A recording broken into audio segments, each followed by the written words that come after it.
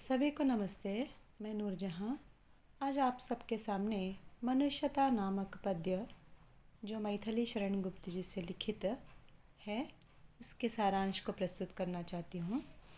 पद्य को पढ़ते हुए उसके भावार्थ को समझाते हुए जाऊँगी। पहला पद्य है। विचार लो कि मर्त्य हो ना मृत्यु से डरो कभी, मरो परंतु यूं मरो कि याद जो करे सभी। हुई ना यूं सुमृत्यु तो वृथा मरे, वृथा जिए मरा नहीं वही कि जो जिया ना आपके लिए। यही पशु प्रवृत्ति है कि आप ही चरे, वही मनुष्य है कि जो मनुष्य के लिए मरे। तो इस पद्य भाग का भावार्थ इस प्रकार है। कवि मैथिली शरण गुप्त जी ने मनुष्यता के लक्षणों से अवगत करवाया है। साथ ही उन्होंने इस सत्य को भी बताने का प्रयास किया है कि मनुष्य अमर नहीं है। उस आदमी का जीना या मरना अर्थहीन है जो अपने स्वार्थ के लिए जीता हो या मरता हो। कवि के अनुसार ऐसे मनुष्यों और पशुओं में कोई अंतर नहीं होता है, क्योंकि पशु भी दूसरों के बारे में सोचे बिना केवल अपने ही हित के बारे में सोचते हैं और वैसे ही जीवन यापन भी करते हैं। मनुष्य का जीवन वैसा नहीं होना चाहिए। हमें जानवरों पशु पक्षी के जैसे नहीं जीना चाहिए, स्वार्थ में नहीं जीना चाहिए। ऐसा जीवन जीने वाले कब जीते हैं और कब मरते हैं कोई ध्यान ही नहीं देता। कवि के अनुसार मनुष्य कहलाने का अधिकार उसी को है जो दूसरों के अच्छे के लिए या हित के लिए जीता हो, दूसरों के खुशियों के लिए जीता हो, दूसरों के खुशियों के लिए मरता हो। ऐसे मनुष्य को मरने के बाद भी लोग याद करते हैं। साथ में हमें ये भी एहसास होना चाहिए कि हम अमर हैं, क्योंकि हमारी याद लोगों के मन में परमानेंटली बस जाएगी। तो इसीलिए मैथिली शरण गुप्त ने इस पद्य के द्वारा हमें मनुष्य होने के नाते क्या करना चाहिए और कैसे जीना चाहिए उसे समझाने का प्रयास किया है। दूसरा पद्य भाग है। उसी उदार की कथा सरस्वती बखानती, उसी उदार से धरा कृतार्थ भाव मानती। उसी उदार की सदा सजीव कीर्ति कूजती, तथा उसी उदार को समस्त सृष्टि पूजती। अखंड आत्मभाव जो आसीम विश्व में भरे, वही मनुष्य है कि जो मनुष्य के लिए मरे। इस पद्य का भावार्थ इस प्रकार है। कवि ने दानी और उदार व्यक्ति का गुणगान इस पद्य के द्वारा किया है। मैथिली शरण गुप्त जी के अनुसार जो मनुष्य दानी है और उदार व्यक्ति का गुणगान है, उसका यहाँ पर गुणगान किया गया है। कवि के अनुसार जो मनुष्य दानी और उदार होते हैं वह इस विश्व में, इस दुनिया में एकता और अखंडता का भाव फैलाते हैं। उन्हें हमेशा याद किया जाता है और उनका गुणगान किया जाता है। ऐसे व्यक्तियों के नाम इतिहास में यानी हिस्ट्री के पुस्तकों में स्वर्णिम अक्षरों से यानी सुनहरे अक्षरों से लिखा जाता है।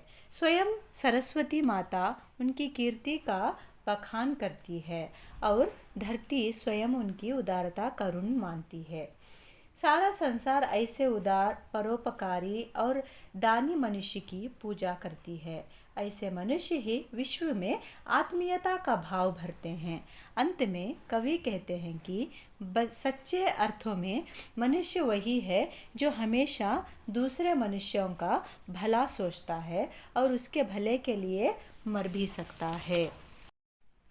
तीसरा पद्य। सहानुभूति चाहिए महाविभूति है यही, वशीकृता सदैव है बनी हुई स्वयं मही।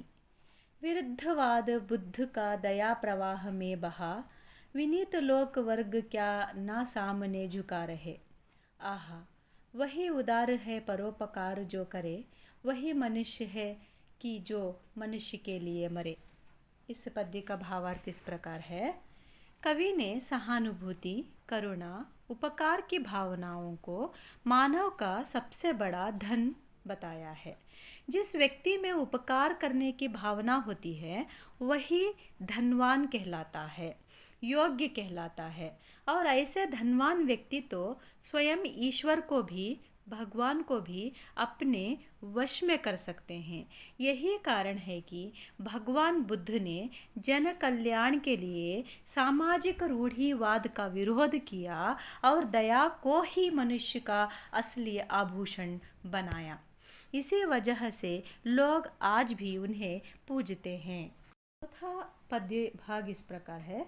अनंत अंतरिक्ष में अनंत देव है खड़े, समक्ष ही स्वबाहु जो बड़ा रहे बड़े बड़े, परस्परावलंब से उठो तथा बढ़ो सभी, अभी अमत्य अंक में अपंक हो चढ़ो सभी, रहो ना यूं कि एक से ना काम और का सारे, वही मनुष्य है कि जो मनुष्य के लिए मरे। तो इस पद्य भाग का भावार्थ इस प्रकार है।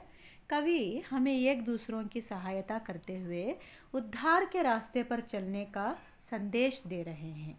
उनके अनुसार मृत्यु के बाद देवतागण स्वयं अपने हाथ फैलाए परोपकारी और दयालु मनुष्यों का स्वागत करेंगे। मनुष्य एक दूसरों की सहायता करेंगे। इस प्रकार कवि हमें एक दूसरे का कल्याण या सहायता करने का मार्ग दिखा रहे हैं। कवि के अनुसार ऐसा मनुष्य कहलाने के लायक ही नहीं है जो ज़रूरत पड़ने पर दूसरे मनुष्यों की सहायता ना कर सकता हो। पांचवा पद्य भाग इस प्रकार है। मनुष्य मात्र बंधु है, यही बड़ा विवेक है। पुराण पुरुष स्वयंभू पिता तो प्रसिद्ध एक है। फलानुसार कर्म के अवश्य बाह्य भेद है, परंतु अंतरैक्य में प्रमाणभूत वेद है। अनर्थ है कि बंधु ही न बंधु की व्यथा हरे, वही मनुष्य है कि जो मनुष्य के लिए मरे। तो इस पद्य भाग का भावार्थ इस प्रकार है। कवि ने कहा कि सबसे बड़ी समझदारी सभी मनुष्य एक दूसरों के भाई बंधु है। सबके माता पिता परमेश्वर हैं। सभी के साथ सभी मनुष्यों का कुछ ना कुछ संबंध होता है। कोई काम बड़ा या कोई काम छोटा नहीं कहलाता, केवल बाहर से दिखता है और हमारी सोच छोटी और बड़ी होती है जो हर काम के लिए छोटा और बड़ा सोचते हैं। अंदर से सभी एक समान है, इसीलिए कर्म के आधार पर किसी को बड़ा या छोटा ना समझना चाहिए। सभी की आत्मा में एक ही परमात्मा का निवास है। सभी के जिस्म में एक ही तरीके का खून दौड़ता है। सभी मनुष्य एक ही है। हमारी सोच में ऊंच नीच है। कवि कहते हैं कि ऐसे भाई या मनुष्य के होने का फ़ायदा ही क्या जो ज़रूरत पड़ने पर दूसरे भाई की सहायता ना करता हो। 6th इस तरह से है। चलो अभिष्ट मार्ग में सहर्ष खेलते हुए, विपत्ति विघ्न जो पड़े उन्हें ढकेलते हुए, घटे न हेल मेल हो बड़े न भिन्नता कभी, अतर्क एक पंथ के सतर्क पंथ हो सभी, तभी समर्थ भाव है कि तारता हुआ तरे, वही मनुष्य है कि जो मनुष्य के लिए मरे। तो प्रस्तुत पद्य भाग का सारांश इस प्रकार है। कवि हमें अपने लक्ष्य के मार्ग पर बिना उनके निरंतर चलते रहने का उपदेश दे रहे हैं। रास्ते में जितनी बाधाएं आए उन्हें साहसपूर्वक पार करके हमें आगे बढ़ते रहना चाहिए। कोई भी अगर हमारे ज़िंदगी में विपत्तियां आती हैं तो उसे डरना नहीं चाहिए, उसका डटकर सामना करना चाहिए। परंतु हमें ऐसे करते हुए आपसी भेदभाव को बढ़ने नहीं देना चाहिए।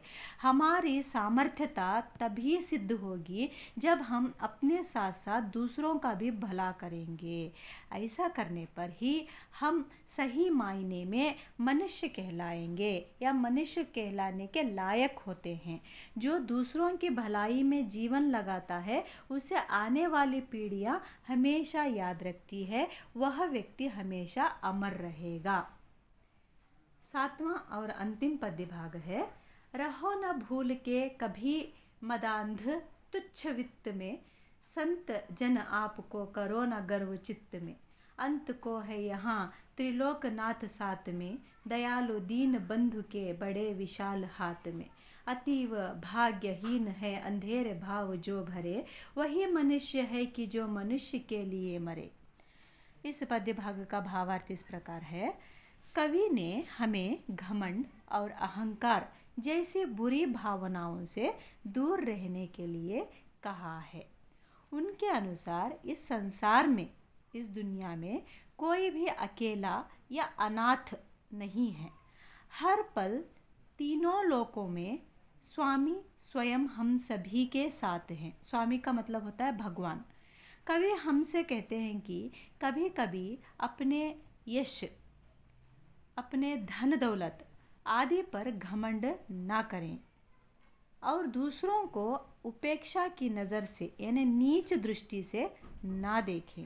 ईश्वर की नज़र में हम सब समान हैं।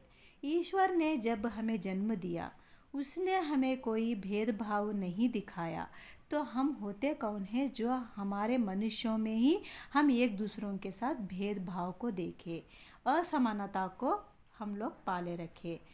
आगे कवि उन व्यक्तियों को अत्यंत भाग्यहीन मानते हैं जो संसार की चिंता में व्याकुल और जिन्हें ईश्वर की उपस्थिति का ज़रा भी ज्ञान नहीं है। तो इस तरह से इस पद्य भाग को कहते हैं। तो मैथिली शरण जी की जो मनुष्यता पद्य है वो यहाँ पर समाप्त होती है। मैं आशा करती हूँ कि यह पद्य आपको समझ में गई होगी। धन्यवाद सबको। नमस्ते।